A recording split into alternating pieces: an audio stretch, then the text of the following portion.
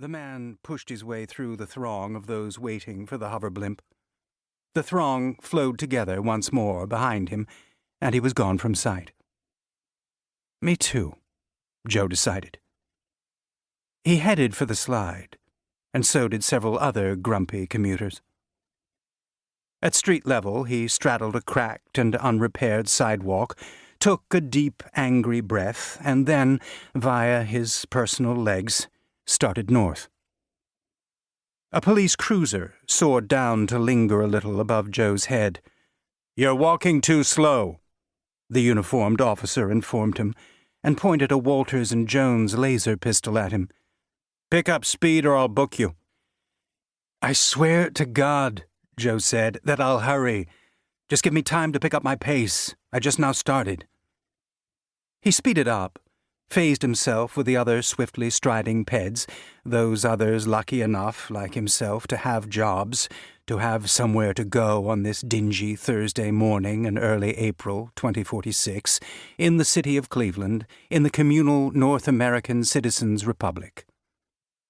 Or, he thought, at least to have something that looks like a job anyhow. A place, a talent, experience, and, one day soon, an order to fill. His office and workroom, a cubicle really, contained a bench, tools, the piles of empty metal boxes, a small desk, and his ancient chair, a leather-covered rocking chair which had belonged to his grandfather and then, at last, his father. And now he himself sat on that chair. Sat day in, day out, month in, month out. He had also a single ceramic vase, short and portly, finished in a free-dripping dull blue glaze over the white biscuit. He had found it years ago, and recognized it as 17th-century Japanese. He loved it, and it had never been broken, not even during the war. He seated himself now in this chair, and felt it give here and there as it adjusted itself to a familiar body.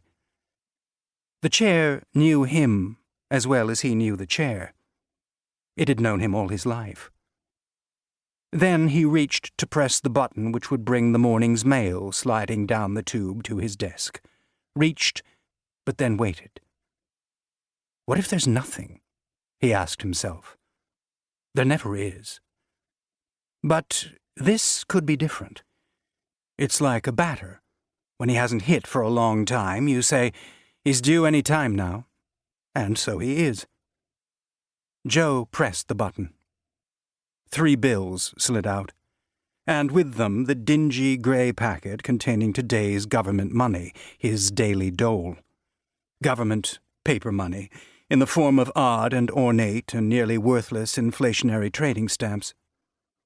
Each day, when he received his grey packet of newly printed notes, he hiked as rapidly as possible to GUB, the nearest all-purpose super shopping redemption center, and transacted hasty business.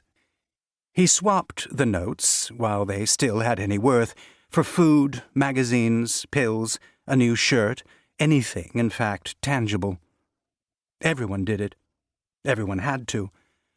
Holding on to government notes for even 24 hours was a self-imposed disaster, a kind of mortal suicide. Roughly, in 2 days, government money dropped 80% in its redemptive power. The man in the cubicle next to his called, "To the President's healthful longevity," a routine greeting. "Yeah," Joe answered reflexively. Other cubicles, lots of them, level upon level. Suddenly, a thought came to him. Exactly how many cubicles were there in the building? 1,000? 2 or 2.5 thousand? I can do that today, he said to himself. I can investigate and find out how many other cubicles there are in addition to mine. Then I'll know how many people are with me here in this building, excluding those who are off sick or have died. But first, a cigarette.